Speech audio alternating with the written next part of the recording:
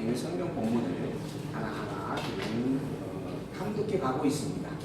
우리가 이 성경 본문을 살피는 의도와 목적은 하나님께서 주신 말씀인데 그 말씀의 뜻이 무엇인가 이걸 알아가기 위해서 지금 하나하나 성경을 보아가고 있는 것입니다. 우리 한국교회의 가장 큰 문제 중에 하나, 본질적인 문제 중에 하나가 뭐냐라고 뽑으면 많은 사람들이 이야기를 합니다. 성경책이 모든 개개인마다 다 가지고 있는 그렇게 보급되어지는 상황인데도 불구하고 성경을 읽는 이들이 그리 많지 않다라고 하는 이야기입니다. 더불어서 성경을 읽기는 읽되 내가 보고 듣고 알고자 하는 것만 읽는 경우들이 너무 많다 하는 겁니다. 성경이라고 하는 것은 처음부터 끝까지 다 하나님의 말씀이다라고 하는 것을 우리는 기본적으로 고백을 하죠. 그래서 기독교 신앙의 뿌리가 뭐냐 그러면은 성경이다. 교회는 성경의 터 위에서 세워지는 곳이다 라고 분명히 이야기를 합니다. 그럼 성경이 무엇이냐라고 물으면 성경은 신구약 성경 66권으로 기록되어 있는 하나님의 말씀이다 라고 누구든지 이야기를 합니다. 그 시작에서 그 끝까지 창세기에서 요한계시록까지 그 66권의 모든 말씀이 다 하나님의 말씀이다 라고 이야기를 한다라는 것이죠. 그런데 정작 그런 하나님의 말씀인데 팽가르기를 하고 있는 경우들이 너무 많습니다. 내가 원하고 내가 바라는 그런 구절만 가지고 그 구절만 암송하면서 살아가는 일들이 참으로 많다 하는 것이고 또 가르치는 일들도 그렇게 가르치는 일들이 참으로 많다 하는 겁니다. 결국은 하나님의 말씀이라고 하면서 그 말씀을 자기가 보고자 하는 그것만 하나님의 말씀인 것처럼 여기는 일들이 많다라고 하는 겁니다. 바꿔 말하면 성경을 창세기에서 계시록까지 탐독을 한다라고 하는 것이 너무 중요한 일인데 한국교회가 지금 그것을 하지 못하고 있는 안타까운 모습이 좀 있다라고 하는 그런 말씀을 제가 드려보는 것입니다. 그래서 저는 우리 또 희망교회는 성경을 펼치면 웬만하면 그 내용을 이렇게 빼먹지 아니하고 다 함께 읽고 그러고 나서 그 의미를 찾아보려고 애를 쓰고 있는 부분들이죠. 오늘 우리는 지금 창세기 7장을 보게 되어집니다. 그러면 창세기 7장이 본문 단독으로 있는 것인가? 그러지 않습니다. 창세기 7장, 창세기가 아니고 마태복음. 참 여기 마태복음이 써 있는데 머리에서 창세기가 나오네. 마태복음 7장에 있는 이 말씀은 마태복음 1장에서부터 기록되어져서 지금 7장으로 연결되어 가고 있는 겁니다. 그리고 원래 여기는 마태복음 7장이나 이 표기가 안 되어져 있었습니다. 처음에는 그냥 마태라고 하는 기자에 의해서 쓰여진 책 해가지고 1장에서부터 지금 28장까지죠 아마 그 내용이 그냥 한 권으로 엮어져 있었어요. 그게 어느 대목에서 여기까지 1장이다 여기까지 2장이다 이렇게 처음부터 나누어져 있지 않았다라고 하는 겁니다. 그냥 마태라고 하는 기자가 하나님을 통하여서 하나님으로 말미암은 마태라는 기자가 예수가 그리스도를 증거하는 증거의 내용으로 기록을 해놓았고 그걸 교회에다가 교회에서 살피고 읽고 묵상했다라고 하는 것이죠. 그런데 그러한 내용이 방대하고 또 그것을 한 번에 한 시간에 그 자리에서 다 볼 수가 없으니까 그걸 나누자라고 나누게 되어지는 거죠. 그게 후대에 그걸 가르치는 선생이나 학자들에 의해서 그렇게 나누어지는 겁니다. 그래서 여기까지는 1장이라 하자, 여기까지 2장이라 하자. 그 1장도 내용이 많으니까 그 1절, 2절, 3절 이렇게 나누자라고 이야기가 되어졌고 그렇게 해서 성경이 편집이 되어진 겁니다. 원래 그런 부분에서 조금 더 성경을 체계적으로 놓치지 않냐고 다 읽자라고 하는 의미에서 그렇게 나누어졌던 부분들이 지금은 오늘은 마태복음 7장을 한번 보자. 또 다음 주에는 마태복음 10장을 보자. 이런 식으로 이렇게 필요한 구절만 가지고 살피는 그러한 일들로 좀 전락이 되어져 버린 일들이 있다라고 하는 것을 우리가 좀 살펴보아야만 합니다. 그래서 이 마태복음 7장을 우리가 제대로 알려면 어디부터 봐야 되겠어요? 마태복음 1장에서부터는 필히 봐야 됩니다. 더 나아가서는 창세기 1장에서부터 사실은 다 봐야만 되는 부분입니다. 그래서 제가 또 처음 서두에서 창세기 1장에서부터의 구약 성경에 대한 내용을 또 항상 독해로 보여드리고 있죠. 그러면 창세기의 내용은 뭔고? 출애굽기 내용은 뭔가? 구약 성경의 내용은 무엇인가라고 하는 겁니다. 이건 이 앞 시간에 제가 보여드렸던 내용인데 이걸 조금 도표로 만들어 보았어요. 성경이라고 하는 것은 하나님의 계시죠. 우리가 성경 그러면은 하나님의 계시서다라고 이야기를 합니다. 하나님의 계시서. 이게 우리가 창세기에서부터 시작을 해서 계시록까지 내용입니다. 이걸 조금 구체적으로 구별을 하게 되어지면 구약 성경과 신약 성경으로 구별이 되어지죠. 이 구약 성경을 또 세 분으로 나누면 역사 섭리를 통한 언약이다, 역사 섭리의 기록이다라고 이야기를 합니다. 역사 섭리 내용 기록이 되어져 있어요. 이게 창세기에서 시작을 해서 에스더서까지 내용입니다. 창세기에서 에스더서까지. 그리고 난 다음에 여기 시편, 사면 전도, 아가서의 찬양의 내용이 있습니다. 찬양의 내용을 담고 있는 찬양으로서의 언약의 말씀이 있죠. 그리고 난 다음에 선지자의 예언을 통한 예언서가 있습니다. 예언서. 이걸 우리는 구약의 언약이다라고 이야기를 하죠. 구약의 언약. 그래서 역사 섭리를 통한 언약, 찬양 섭리를 통한 언약, 예언 섭리를 통한 언약, 이렇게 챕터를 나눌 수가 있습니다.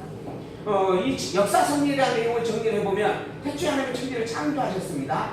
그리고 인간 아담을 창조하셨죠. 그리고 난 다음에 인간이 타락하게 되어졌습니다. 그 타락한 인간을 위해 하나님께서 노아의 시대에 통하여서 심판을 행하셨죠. 그러나 그럼에도 불구하고 하나님께서는 아담에게 준 언약을, 아담에게 세 가지 언약을 세우셨죠. 자손의 생육 번성과 땅을 정복하라고 하는 말씀과 통치를 이루라라고 하는 말씀을 주셨습니다. 이 세 가지의 언약이 없어지지 아니하고 사라지지 아니하고 보존되어진다라고 하는 것을, 유지되어진다라고 하는 것을 확인시켜주기 위하여서 노아에게 모든 인류가 멸망되었지만 그 중에서 노아를 남겨놓으시고 노아에게 이 언약을 그대로 반복해서 확인을 해주었습니다. 그래서 노아에게도 똑같은 세 가지 언약이 약속이 되어지죠. 그리고 나서 한 가지 언약이 추가가 되어졌어요. 노아에게 추가된 언약이 뭐였죠? 무지개 언약이 추가가 됩니다. 이 무지개 언약은 내가 언약한 이 백성들을 타락으로 말미암아 멸망시키는 일이 있었는데 다시는 물로 멸망시키지 않겠다. 마지막 심판의 때가 이를 때까지는 내가 더 이상 인간을 멸하지 않겠다라고 하는 말씀의 약속이었습니다. 그래서 똑같은 약속과 더불어서 한 가지가 추가되는 게 바로 무지개 언약이었습니다. 다시는 물로 심판하지 않는다라고 하는 말씀이었죠. 그리고 난 다음에 이러한 하나님의 언약을 계속 성취해 준다라고 하는 것은 증거의 섭리를 구체적으로 보여주기 위해서 모든 인간들, 노아의 후손으로 생육 번성하게 된 모든 인간들 가운데 있어서 셈의 족속 가운데 있어서 아브람을 불러내게 되어집니다. 아담으로 말미암아 모든 인간들이 생육 번성했었죠. 그러나 하나님의 심판으로 멸망이 되어졌어요. 그리고 제2의 시대라고 하는 노아로 말미암아 또 인간들이 생육 번성이 되어집니다. 그 번성되어지는 인간들 속에서 하나님은 셈의 후손으로 해서 아브람을 불러내셨고 그 아브라함에게 똑같은 언약을 반복해서 선포해 주게 되어집니다. 이게 창세기 12장에 기록되어 있는 말씀들이죠. 그래서 이 구체적인 내용이 뭔가 하면 역시 자손의 생육 번성이었죠. 그리고 구체적으로 이제 가나안 땅을 주겠다라고 하는 말씀이고 나중에 왕을 세워주겠다라고 하는 말씀이 선포가 되어집니다. 이러한 구체적인 내용들이 아브라함의 아들 이삭을 통해서 그리고 야곱을 통해서 거듭 확인이 되어지죠. 그리고 난 다음에 야곱의 아들 12명을 낳게 하시고 12명으로 말미암아 이스라엘 민족을 이루게 되어지는 12지파의 시조를 삼게 되어집니다. 그리고 이 자손들이 생육 번성하여서 애굽에서 출애굽할 때는 장정이 60만 명이었다라고 기록할 정도로 생육 번성하게 되어집니다. 그리고 그 생육 번성한 백성들로 하여금 이제는 땅을 주기 위해서 애굽에서 나오게 하는 사건, 이걸 기록하고 있는 게 출애굽 사건입니다. 출애굽기의 내용들이죠. 그리고 그 백성들을 광야에서 40일 동안 훈련시키고 난 다음에 약속대로 가나안 땅을 들여보냈습니다. 누구를 통해서? 모세를 통해서 인도에 왔고 결국은 또 여호수아를 통해서 들여보내주게 됩니다. 그리고 난 다음에 이제 가나안 땅에서 나중에 다윗을 왕으로 세워서 다윗으로 하여금 왕국을 이루게 하죠. 이 왕국이라고 하는 것은 한 나라를 가리키는 건데 이 나라의 세 가지 요소가 있습니다. 나라의 세 가지 요소 아닌 것은 뭘까요? 하나는 국토, 두 번째 국민, 세 번째 통치, 네 번째 돈.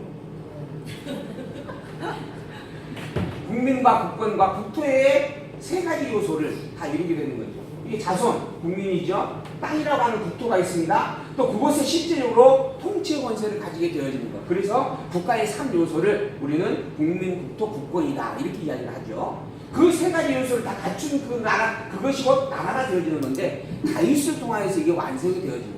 그래서 다윗 왕국이다 라고 하는 건데 이 다윗 왕국은 결국은 아브라함에게 주었던 약속이 온전히 성취되어진 것에 대한 증거의 산물이다 라고 말할 수 있는 것이죠.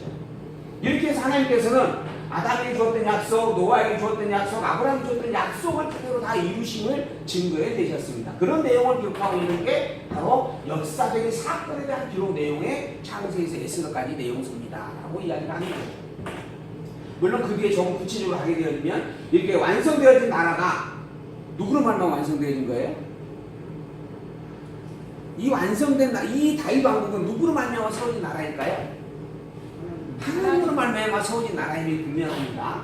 그러면 하나님에 의해서 세워진 나라라고 하는 것을 어떻게 입증을 해 주실 것인가, 어떻게 또 재확인을 해 줄 것인가 라고 하는 것이죠. 그래서 이제 하나님께서 아브라함이 준 약속대로 이루어준 나라인데 이 나라가 과연 약속대로 내가 이루어준 나라인지를 확인시켜 주기 위하여서 이스라엘 백성, 다윗 왕국의 백성들을 섭리하는 섭리의 내용들이 있습니다. 그 내용의 첫 번째가 이 나라를 둘로 쪼개는 거죠. 하나님께서 남쪽 유다와 북쪽 이스라엘로 나라를 쪼개놓게 되어집니다. 그것도 바로 다윗의 아들 솔로몬 다음에 그의 아들 르호보암 시대에 이루어지게 되어졌던 사건입니다. 그리고 난 다음에 이 나라는 똑같은 범죄를 행하였다라고, 오히려 남쪽 유다는 북쪽 이스라엘과 더 큰 범죄를 행하였다라고까지 성경이 기록을 하고 있죠. 그런데 이러한 범죄를 행한 그 이스라엘을 멸망을 시킵니다. 이게 721년 아수르라고 하는 나라에 의해서 멸망을 당하게 되어진 사건이었습니다. 왜 그랬는가? 범죄함으로, 죄로 말미암아 하나님의 심판을 받았다라고 하는 것이죠. 그런데 남쪽 유다도 똑같은 죄를 지었는데 남쪽 유다는 보증이 되어집니다. 그래서 묻죠. 왜 하나님의 남쪽 유다는 보증이 되어질까요? 왜 보증이 될까요? 죄로 말미암아 멸망되는 것이 마땅한 일인데 이것이 기준이 아니기 때문이다라고 하는 거예요. 너희들이 보존되어지는 그것은 사실은 죄로 인하여서 죽어 마땅한 존재이지만 너희들이 보존되어지는 그것은 누구 때문이다? 하나님께서 언약하고 언약대로 너희들을 세워준 나라이기 때문이다라고 말씀을 해주는 겁니다. 그래서 하나님이 세워준 나라가 틀림없다라고 하는 것을 확인을 해주고 계시는 거예요. 이 남쪽 유다의 보존 섭리를 통하여서. 그러나 그렇다고 해서 이것으로 말미암아 자고하지 않게 하시려고 그들의 범죄한 것에 대한 책망을 하시게 되어지죠. 그 책망으로 말미암아 너희들을 바벨론에 멸망케 하겠다라고 이야기합니다. 실제로 바벨론에 쳐들어와서 이들을 멸망시켜 버립니다. 그런데 한 가지 또 하나의 조건이 뭐냐면 바벨론이 들어와서 너희들을 진멸할 것이지만 그러나 그게 언제다? 70년이라는 기간 동안이다. 70년이라는 기간 동안만 바벨론이 너희들을 진멸할 뿐이고 너희들은 70년이 다 차게 되어지면 또 다시 회복되게 될 것이다. 왜 그러는가? 바벨론을 통하여서 멸망시키는 그것이 죄에 대한 하나님의 징계임을 알게 하는 것이죠. 그러나 더불어서 죄 때문에 멸망시키는 그런 것이 근본된 목적이 아니라 하나님께서 세운 나라임을 알게 하는 것이 근본된 목적이다라고 하는 것을 거듭해서 확인해주기 위한 섭리입니다. 그래서 때리긴 하지만은 70년이라고 하는 기간으로 한정 지어놓고 때리시는 거죠. 이게 남쪽 유다를 향한 하나님의 섭리였습니다. 이 말씀대로 하나님께서는 바벨론을 보냈어요. 그리고 이 바벨론 하여금 609년부터 이 이스라엘을 남쪽 유다를 침략하게 합니다. 그러고 난 다음에 결국은 587년에 솔로몬에게 주었던 솔로몬 성전이 무너지는 비극을 겪게 되어지죠. 그리고 멸망하게 되어집니다. 그런데 이 백성들이 우리는 죽었다, 우리는 멸망했다라고 그렇게 알고 살아가는데 갑자기 539년에 바벨론이 파사라고 하는 나라에서 멸망을 당해버립니다. 그리고 이 파사 제국의 왕 고레스가 느닷없이 칙령을 선포해요. 유다 백성들 너희들은 다 너희 땅으로 돌아가거라 하고 칙령을 선포합니다. 있을 수 없는, 생각도 못했던 일들이었습니다. 근데 왜 이런 일들이 일어나게 되어졌는가? 나중에 에스겔서인가 나오죠? 천사들이 이야기합니다. 어느 때까지 이 백성들이 포로 가운데 내버려 두시렵니까? 천사들끼리 하는 이야기예요. 하나님을 향해서. 그때 하나님의 말씀이 있죠. 이 70년 때가 다 되었으니 이제 그들을 회복해 주겠다. 그래서 이제 그 백성들이 회복이 되는 거예요. 이 파사왕 고레스가 이스라엘 유다 백성들과는 사실 아무 상관이 없는 자인데 그 파사왕 고레스가 갑자기 칙령을 선포하면서 유다 백성들 다 돌아가라 명하시고 그로 말미암아 수르바벨이라고 하는 사람이 유다 백성들을 다 이끌고 돌아오게 되어졌고 그리고 결국 또 성전까지 다시 재건하게 되어집니다. 그걸 우리는 수르바벨 성전이다 이렇게 이야기를 하죠. 이러한 일들을 통하여서 하나님께서 이 유다 백성들을 보존해주는 그것이 다시 한번 죄라고 하는 것을 말미암아 멸망받을 수밖에 없는 존재임에도 불구하고 하나님 당신이 약속하고 약속대로 새로운 나라이기 때문이다라고 하는 것을 확증을 해주게 되어집니다. 그래서 이 백성들이 돌아오고 난 다음에 콧물을 흘리면서 통곡하고 참회의 기도를 드리고 기쁨의 찬양을 드리게 되어집니다. 그 소리가 멀리서 들리기를 얼마나 크게 들렸는지 그 소리가 다 들렸는데 문제는 그게 우는 소리인지 웃는 소리인지 기뻐서 웃는 소리인지 구별이 안 될 정도의 그러한 소리였다라고 그렇게 또한 성경은 기록도 하고 있습니다. 그런 기쁨과 그런 감격의 그러한 찬양을 이 백성들이 회복을 하고 그리고 노래를 하게 되어졌죠. 그런데 사실 그것이 또 오래가지 못합니다. 이 백성들이 얼마 지나지 않아서 이제 587년에 아니지 뭐죠? 539년에 돌아왔고 517년에 술밥의 성전이 완성이 되어졌죠.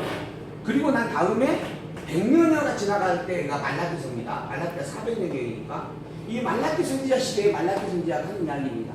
너희들이 이렇게 기쁨으로 말미암아 다시 하나님의 여호와 되심을 찬양하며 살았는데 하나님의 살아계심에 대한 놀라운 고백을 했었는데 제 100여 년이 지나지 않아서 또다시 범죄하고 부패의 제사를 드리게 되어졌다라고 하는 거죠.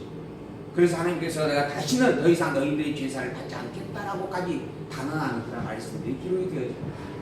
이렇게 인간이라고 하는 존재가 하나님께서 주신 은혜로 온전히 기억하지 못하고 잠깐 지나면 또 잊어버리고 망각하고 범죄를 행하며 살 수밖에 없는 존재임이 또 확연하게 드러나게 되어졌던 것이죠. 그럼에도 불구하고 하나님께서 결코 포기할 수 없는 게 있습니다. 그게 뭔가? 하나님 당신이 누구인지를 알려주는 겁니다. 그리고 당신의 백성들을 향하여서 당신이 어떠한 존재로 섭리하고 있는가라고 하는 것을 알려주는 것이죠. 그게 바로 계시라고 하는 겁니다. 이 계시란 무엇인가? 하나님이 누구인지를 알려주는 일입니다. 그럼 하나님은 누구인가? 언약한 것은 언약대로 반드시 이루시는 분이다라고 하는 거죠. 곧 하나님은 여호와다라고 하는 것을 알려주는 일입니다.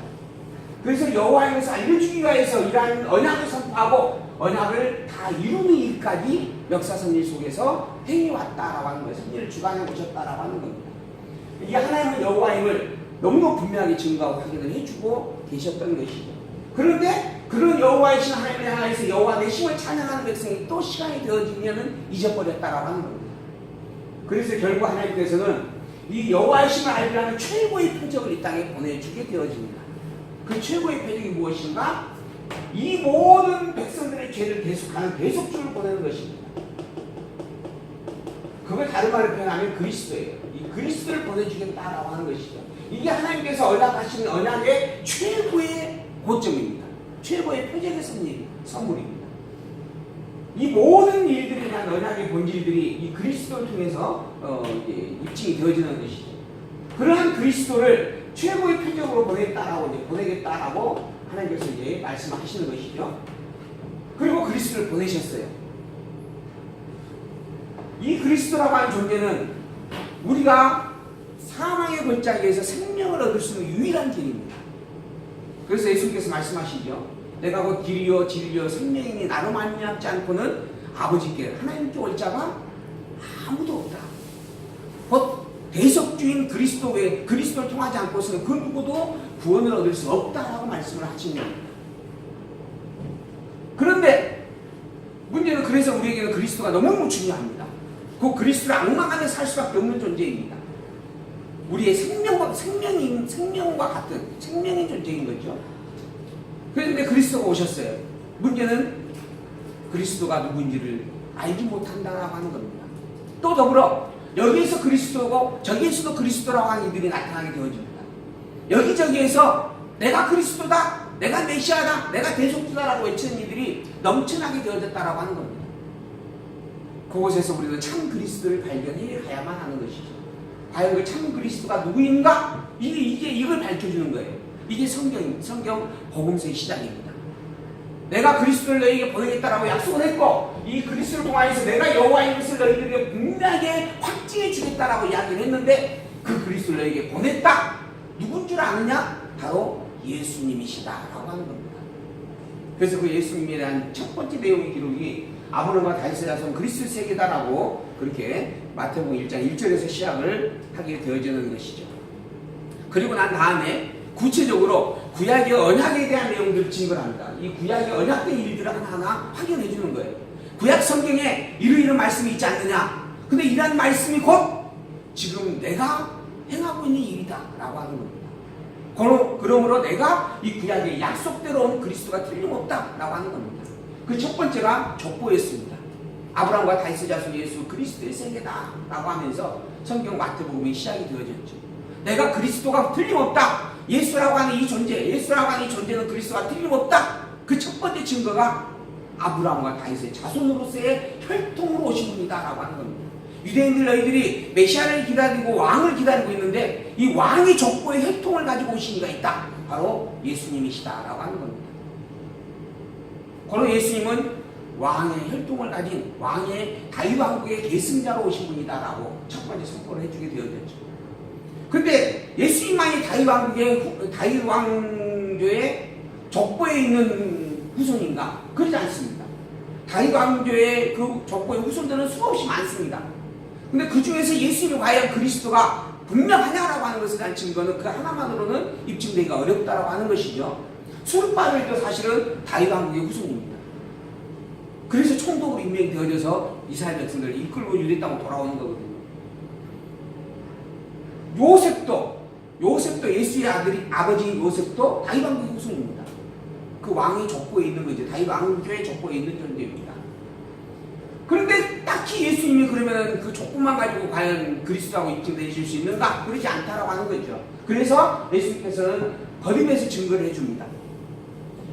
족보에 의한 내용을 가지고 첫 번째, 내가 이 족보를 볼 땐 다윗 왕국의 혈통이 틀림없다라고 입증을 하고 난 다음에 두 번째로는 내가 잉태되어질 때 어떤 일이 있었는지 아느냐라고 이야기를 합니다.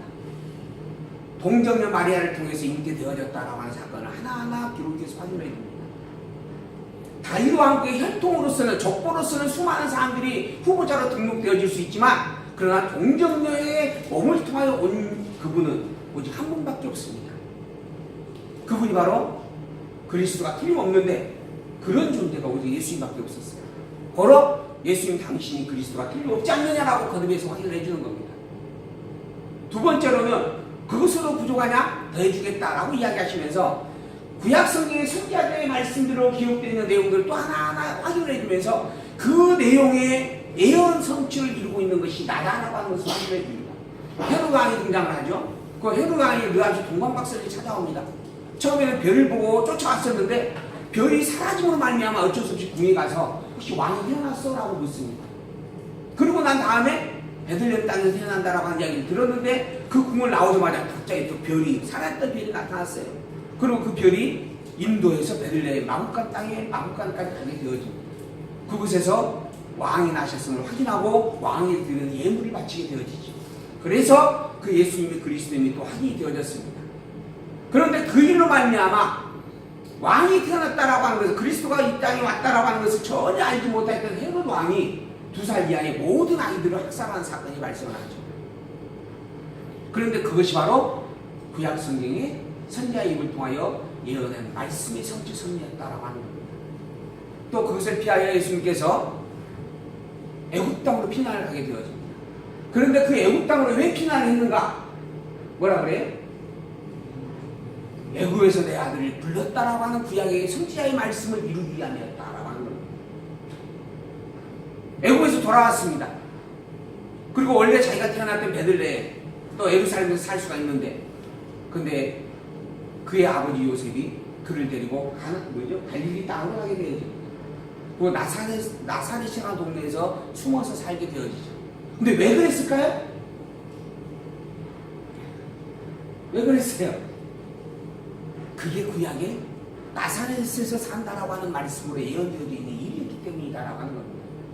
그러니까 예수님 당신께서 그렇게 잘하고 살아가고 있는 그런 행적들 하나하나가 구약 성경에 약속된 예언된 그리스도의 말씀들이 이루어지는 일들이었다라고 하는 겁니다. 그런 증거들을 가지고 있는 이가 누구밖에 없다? 예수님밖에 없다. 바로 예수님은 그리스도가 틀림없다라고 하는 것을 선포해 주었던 것이죠. 그리고 난 다음에 이제 두 번째로 예수님께서 직접 이제 말씀을 가르칩니다. 그리고 표적을 보여주게 되어집니다. 그 표적은 오직 그리스도만 행할 수 있는 하나님의 권세의 표적이었습니다. 안진뱅이를 일으키고 눈먼 자를 눈뜨게 하고 병자를 그 자리에서 즉시 낫게 하는 그런 일들. 근데 이러한 일들을 예수께서 직접 행하게 되어집니다. 왜 그랬는가? 그 일을 행하고 있는 당신이 구약의 그러한 일들을 행하는 자가 그리스도라고 하는 약속의 말씀을 이루고 있는 일이다라고 하는 것을 보여주기 위해서 그랬다라고 하는 거죠. 바로 예수님 당신은 틀림없는 그리스도라고 하는 것을 끊임없이 계속해서 확인을 해주고 있는 말씀들입니다. 그 말씀들 가운데 있어서 우리가 지금 이 앞 시간에 그 말씀에 대한 표적의 내용들을 살펴보면서 오늘 7장에 있는 말씀을 살펴보는 시간을 갖게 되어집니다. 먼저 예수님께서는 선지자의 글들을 통하여서 하나하나 가르쳐 주었죠. 선지자들이 이러한 이야기를 했지 않느냐라고 하는 이야기입니다. 그게 5장 1절에서 20절까지 말씀이었습니다. 그리고 그 선지자들의 가르침이나 내용들을 자세히 풀어서 해석까지 해주게 되어집니다. 고로 자기가 참 선지자임을 증거를 하셨던 것입니다. 그리고 난 다음에 두 번째로 모세의 계명과 율례에 대한 말씀을 가지고 가르치게 되어집니다. 모세의 율법에는 이런 이야기가 있었는데 이러한 이야기에 대하여서 너희들이 과연 어떻게 알고 있느냐? 이것을 제대로 알고 있느냐? 라고 질문을 하면서 이것의 참뜻은 이것이었다라고 밝혀주고 있는 말씀들이죠. 그 구체적인 내용을 보게 되어지면 살인치 말라, 간음치 말라, 도적질하지 말라 라고 하는 말들이었습니다. 먼저 살인치 말라라고 하는 말에 대하여서 이야기하죠. 옛 계명에 살인치 말라라고 하는 말씀을 너희가 들었으나 그러는 거죠. 자, 살인치 말라라고 하는 말씀을 들었어요. 그런 말미암아 백성들은 또 그 백성들을 가르치는 바리새인과 지도자인 서기관들은 어떻게 그것을 이야기하고 가르치고 있었는가? 여러분들도 아마 이제 우리가 이 대한민국 땅에 살고 있으니까 대한민국 법을 지키면서 살아야 되어지죠. 운전을 많이 하고 있으니까 운전을 하다 보면은 신호등을 지켜야 된다. 신호등을 어기지 말라 하는 그런 법이 있어요. 신호등을 어기지 말라 이 말을 들으면 우리는 어떻게 해야 돼요? 아, 신호등을 어기면 벌 받는 거니까 신호등을 지켜야 되겠구나. 그럼 살인치 말라 하는 이 말씀은 어떻게 이해가 되겠어요? 살인하면 안 되겠구나 이렇게 이해가 되는 거죠. 살인하는 것은 죄구나 라고 이해가 되어지는 겁니다. 바리새인과 서기관들과 율법사들은 다 그렇게 이해하고 그걸 가르쳤어요. 모세의 율법에 살인치 말라 했으니 너희들은 절대 살인하지 말라. 살인하는 것은 죄다. 그런데 예수님께서 뭐라 하는가? 모세의 율법에 살인치 말라라고 하는 말씀이 있는데 사실 인간은 모두가 다 살인한 자다 라고 가르칩니다. 인간은 누구나 다 이미 살인을 범한 자다. 형제에게 미워하고 멸시하고 나가라 말하는 자는 이미 다 살인한 자다. 간음치 말라라고 하는 말도 너희가 들었지만 실제 음욕을 품는 자마다 다 이미 간음하는 것이다. 근데 음욕을 품지 않는 자가 누가 있느냐? 남자는 있고 여자는 없죠. 아니에요. 여자도 다 음욕을 품고 삽니다. 바꿔 말하면 간음치 말라라고 하는 말씀을 너희가 들었으나 그래서 너희들은 간음하면 안 되는구나, 남의 아내를 영탐하면 안 되는구나 라고 그렇게 알고 그걸 지키면서 애를 쓰고 있는데 실제 간음치 말라라고 하는 이 말은 인간은 모두가 다 간음한 자다 이걸 말씀하고 있는 것이다 라고 해석을 해주는 겁니다.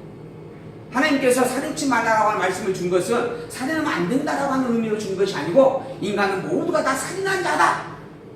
이 살인한 자로서 너희들은 다 죄인이다. 이 죄에서 너희들이 구원받고 해결받을 수 있는 것은 오직 누구밖에 없다? 그리스도밖에 없다. 그런 의미로 주신 말씀이다라고 하는 것을 밝혀주는 거죠. 간음치 말라라고 하는 말씀에 대하여서도 모두가 다 간음한 죄인이다. 그래서 그 모든 죄 가운데서 죄의 결과는 사망뿐인데 그런데 그 사망에서 너희들이 건짐을 받을 수 있는 유일한 길이 뭔가? 바로 그리스도 그분을 영접하는 것이다. 그리스도가 누구인지를 알고 그분과 함께하는 것이다. 그 그리스도가 누구이냐 하면 바로 예수님 당신이다 라고 하는 것을 가르치는 말씀이었습니다. 그런 말씀으로 준 게 모세의 율법이었다라고 이야기합니다. 그런데 바리새인과 서기관과 지도자들은 끊임없이 살인치 말라 해서 살인하면 안 된다, 간음치 말라 해서 간음하면 안 된다라고 가르치고 있는데 이것은 다 거짓된 가르침이다, 잘못된 가르침이다 라고 이야기합니다. 본래 그것은 다 위선이고 매식이었다, 해치한 무도와 같은 존재들이었다 라고 이야기합니다. 오직 그 말씀은 모세에게 준 율법의 말씀은 그리스도를 너희들이 앙망하라, 그리스도만이 너희들의 생명줄이다라고 하는 것을 알게 하기 위한 말씀이었다라고 가르쳐 주었던 내용들이죠. 그에 대하여서 이 백성들이 묻습니다. 그러면 우리가 어떻게 기도를 해야 됩니까? 우리가 무엇을 구하며 살아야 됩니까? 그래야 예수님께서 하시는 말씀이죠. 너희들이 구할 것은 바로 이것이다. 하늘에 계신 우리 아버지여, 이름이 거룩히 영광을 받으시오며 나라 임하옵시니 뜻이 하늘에서 이루어진 것 같이 땅에서 이루어지이다. 이게 너희들이 구할 기도다 라고 기도 내용을 가르쳐줍니다. 너희들은 먼저 그의 나라와 그의 의를 구하라. 이게 너희들이 기도할 것이다. 살인치 말라, 가늠치 말라. 그래서 살인하면 안 된다, 가늠하면 안 된다라고 하는 것에 목적을 두지 말고 그의 나라와 그의 의가 무엇인가라고 하는 것을 살피는 게 목적이다. 그렇게 분명히 가르쳐줍니다. 그게 너희들이 바라고 소망하고 구할 것이다 라고 분명히 가르쳐 주었던 말씀들입니다. 그게 뭐죠? 산상수훈에 있었던 말씀들이고, 그리고 우리가 아까 묵상했던 주기도문의 그런 가르침의 말씀들이었다라고 하는 겁니다. 그만큼 구약성경의 모든 내용들은 예수님, 그리스도가 누구인가, 또한 그리스도가 어떤 분인가라고 하는 것을 말씀하고 그다음에 약속해주고 있는 그런 내용들이었다라고 하는 겁니다. 그리고 그러한 그리스도가 이 땅에 오셨다라고 하는 거죠. 그 그리스도가 누구인가? 바로 예수님이시다. 이걸 하나하나 확증해주고 있는 말씀들을 우리가 지금 마태복음을 통해서 배워가고 살펴가고 있는 것입니다. 오늘 7장에 있는 말씀도 똑같은 내용의 맥락에서 살펴보아야 할 부분들입니다. 7장에 있는 말씀을 보게 되어지면 이제 그 행위에 대한 자세를 가리키고 경계할 행위를 가르쳐주는 말씀이다라고 그렇게 우리가 제목을 달아볼 수가 있습니다. 말씀과 표적에 의해서 성취해 주시는 섭리 가운데 있어서 말씀으로 가르치시는 내용들인데, 구체적으로 예수님께서 어떠한 말씀을 가르쳐주고 있는가라고 하는 것을 기록하여서 우리가 지금 확인을 해가고 있는 그런 내용들입니다. 7장 1절에 있는 말씀 본문을 살펴봅니다. 비판을 받지 아니하려거든 비판하지 말라. 너희의 비판은 그 비판으로 너희가 비판을 받을 것이요 너희의 헤아리는 그 헤아림으로 너희가 헤아림을 받을 것임이니라. 어찌하여 형제의 눈 속에는 티는 보고 내 눈 속에는 들보는 깨닫지 못하느냐. 보라, 내 눈 속에 있는 들보가 있는데 어찌하여 형제에게 말하기를 나로 내 눈 속에 있는 티를 빼게 하라 하겠느냐. 외식하는 자여, 먼저 내 눈 속에서 들보를 빼어라. 그 후에야 밝히 보고 형제의 눈 속에서 티를 빼리라. 그러니까 이미 자기 눈 속에 들보가 있어요. 근데 자기 눈 속에 들보가 있으면서 들보는 깨닫지 못하고 형제의 눈 속에 있는 티끌만 바라보고 정지하는 자들이 있다라고 하는 겁니다. 너 왜 살인치 말라 했는데 살인하느냐? 내 왜 가늠치 말라 했는데 가늠하느냐? 이러한 것으로만 정지하는 이들이 있다라고 하는 겁니다. 그게 누구인가? 바로 외식하는 자입니다. 바리새인과 서기관들을 가리키는 말씀이에요. 너희들은 외식하는 자다. 즉 거짓된 가르침을 행하고 있는 자들이다. 먼저 제대로 가르치려면 너희 눈 속에는 들보부터 빼내고 이야기해야 된다라고 하는 거죠. 사실 가르칠 수 없는 자들이다라고 하는 겁니다. 그들의 가르침이 거짓된 것이다라고 하는 것이죠. 그 거룩한 것을 계획해 주지 말며 너희 친구를 돼지 앞에 던지지 말라. 저희가 그것을 발로 밟고 돌이켜 너희를 찢어 상할까 염려하라. 그들은 복음을 받을 수 없는 자,